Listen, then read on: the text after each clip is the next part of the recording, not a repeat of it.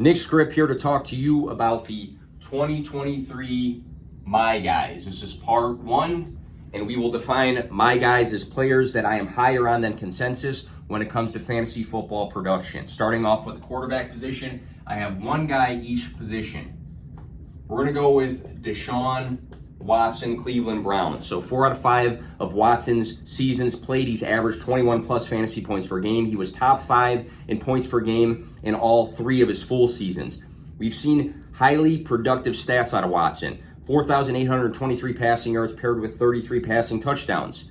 He had a season of 551 rushing yards. These are elite traits of a high ceiling fantasy quarterback. Mike Clay, heading into 2023, back in May, ranked the Cleveland Browns offensive line number 2. That's a big plus. We also just saw a season of 1,160 receiving yards and a career-high 9 touchdowns out of Amari Cooper. Elijah Moore, who I'm a firm believer in, was added to the team. David Njoku and his athleticism for the tight end position. You have Donovan Peoples-Jones, who's a good field stretcher. They drafted Cedric Tillman. He's got a good system. He has good weapons. We've seen great fantasy production in the past out of Deshaun Watson. I like him to get back to what we've known out of him in 2023. For the running back position, I like J.K. Dobbins to have his breakout season. So I statted out the games that J.K. Dobbins across his career in all games, including playoff games, had 10 plus touches. These are some of his averages in those specific games. 73.59 rushing yards, 5.72 yards per carry, 0.59 rushing touchdowns, and 14 fantasy points per game. 14 fantasy points per game would have been RB7 in points per game in 2022, just to paint that picture. Weeks 14 through 17 this past season, he had 2 games of 120 plus rushing yards, and you can tell he still wasn't 100%.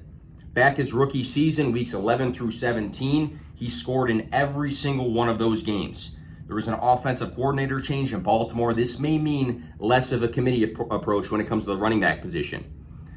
When we look at some of the qualities that he has, 5.7 and 6 yards per carry in 2022 and 2020. That shows run efficiency. His true yards per carry, he's been top 4 ranked in both of those seasons via Player Profiler. He's a year further away from that injury.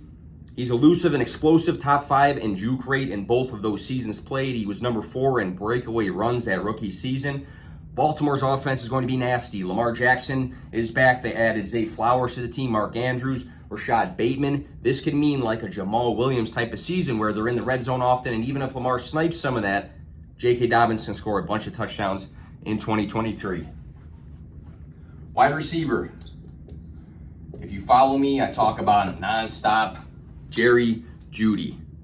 So Jerry Jeudy, obviously former first-round pick. He had some flashes rookie season. He needs to stay healthy. I understand that completely. In 2022, he averaged 13.6 points per game. That was ranked number 19 for wide receivers. Across his last 7 games played, though, playing 50% plus of the snaps, he averaged 19.37 fantasy points per game.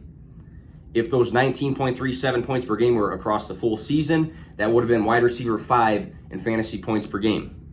He was top 20 in deep targets, yards per target, yards per reception, yards after catch.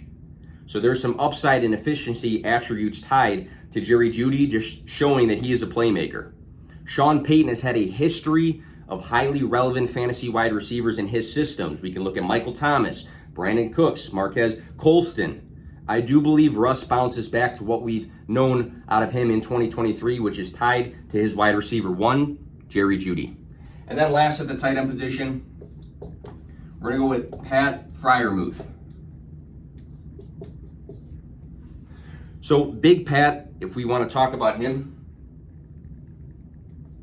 and spell his name right, he added 19 targets, 235 receiving yards from his rookie to his sophomore season.